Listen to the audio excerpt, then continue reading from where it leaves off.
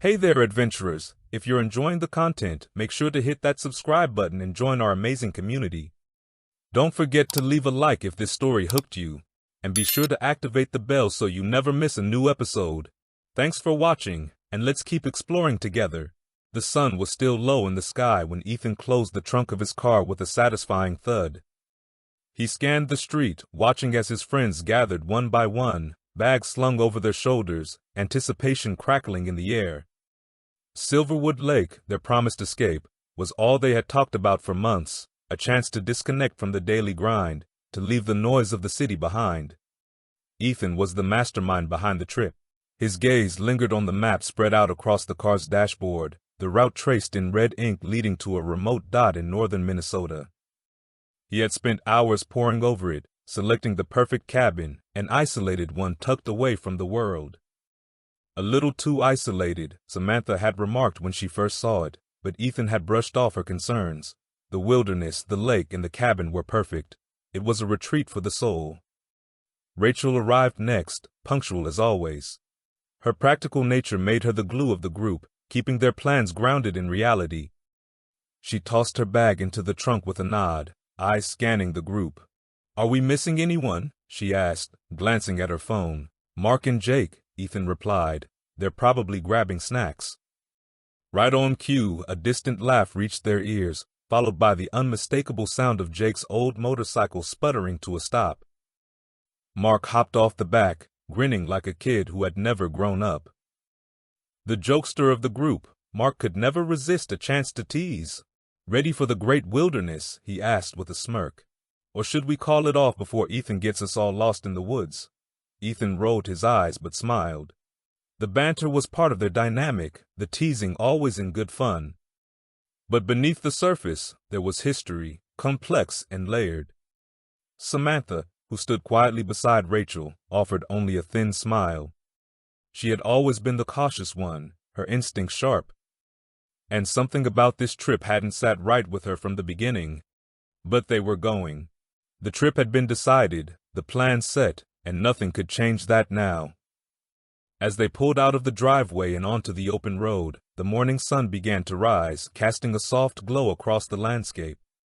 The first few hours were filled with chatter and laughter, the car alive with music and old stories, the kind that only friends with years of history could tell.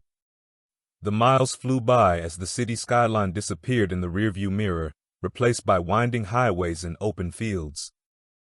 Silverwood Lake, Ethan had explained, was an untouched gem hidden deep in the Boundary Waters area. It was known for its crystal-clear waters and surrounding pine forests, but more importantly, it was remote. The cabin, built on the shore decades ago, was the only one for miles. No cell service, no Wi-Fi, just the group, the lake, and the trees. Rachel had done her research, finding scattered references to local folklore, ghost stories whispered by old-timers in the area, tales of lost hikers and strange lights over the water. She had dismissed them, of course, but Samantha couldn't help but feel the weight of those stories settling in the back of her mind as they drove deeper into the wilderness. The landscape began to change. The trees grew taller, denser, their shadows stretching across the highway like fingers reaching for the car. The road narrowed as they ventured further north, the sun now obscured by thick clouds that had rolled in without warning. The GPS signal flickered, and then, with a soft beep, it disappeared entirely. "Are we close?" Samantha asked from the back seat, her voice betraying a hint of anxiety. Ethan checked the map again, his eyes narrowing. Close enough, just a few more hours. The sky darkened unnaturally fast, casting a muted gray tone over the landscape. It wasn't supposed to rain, but the air felt heavy, oppressive. Rachel shifted in her seat, glancing at the dashboard. "Is it me, or is it getting colder?" Suddenly, the car lurched. A grinding noise echoed from the engine, followed by a sharp hiss. Ethan's knuckles whitened on the steering wheel as he tried to control the swerving vehicle.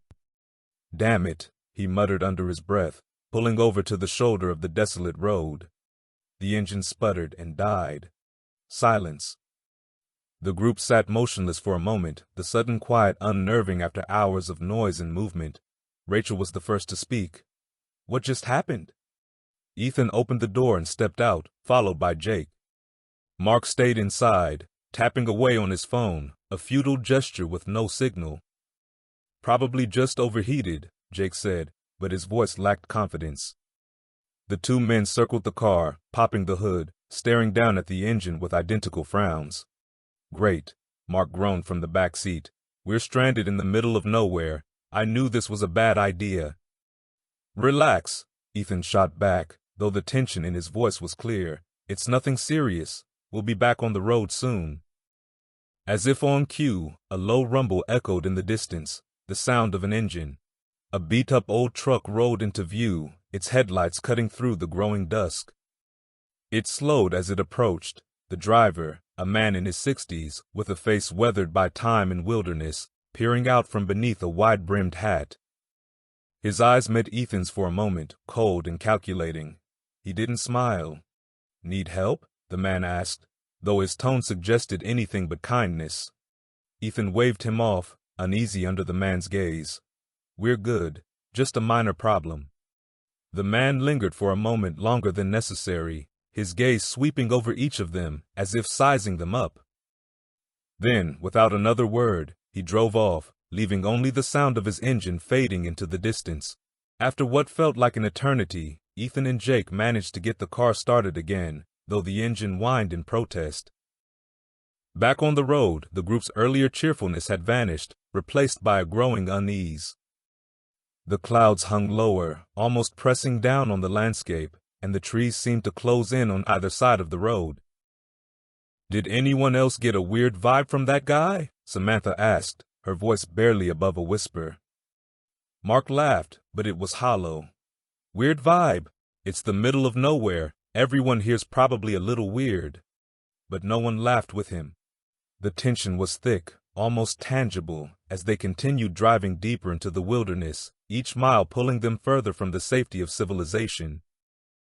Samantha glanced out the window, her eyes catching a fleeting movement between the trees. Something. No, someone. But when she looked again, the forest was still. As they drove on, no one spoke. The road stretched ahead like a black ribbon, leading them into the heart of the unknown.